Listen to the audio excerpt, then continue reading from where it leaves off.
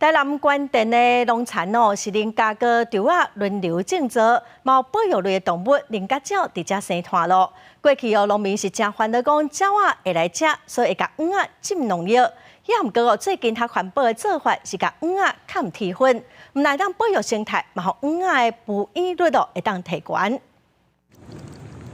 台南关田的林角目前已经到产季的尾期，所落来产地要野种的就是稻仔。用无人机载的这一粒搁一粒铁肤色的切仔，甲咱平常时啊看到的无共款。原来是因为上外面有加一层铁粉。我撒了之后，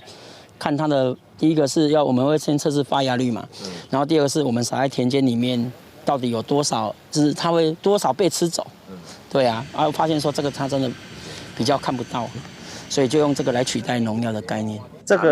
这样的发芽率大概是达到大概是99.8到0.9的发芽率了。那现在用了批复铁粉之后，撒播在稻种之后，撒播在稻田之后，那个鸟比较会看不到，它就不会减少去吃，然后会增加那个农业的他们的采收的那个产量。因过有农民因为惊切仔互鸟食掉，会先甲切仔浸农药来防治，后来环保意识也悬，佮加上关田地区有保育类的动物林角鸟，所以即马改变做法。透过伫切仔外口搞铁粉，减少鸟仔来毒，提高蚵仔的发芽率。田间的撒播这个部分也靠着因为无人机这样子的一个撒播方式，那让他们在这个部分呢没有裹农药，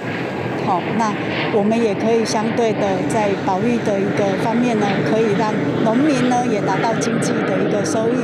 关田当地的农田，因为林角甲稻仔轮流种植，地形也无适合大型机具进驻，稻仔拢是直接野种。即马示范区底是无人机配合高铁粉的切仔，来解决生态、生产欠工等等的问题，互农业更较智慧，嘛更较有效率。记者温正雄台南报道。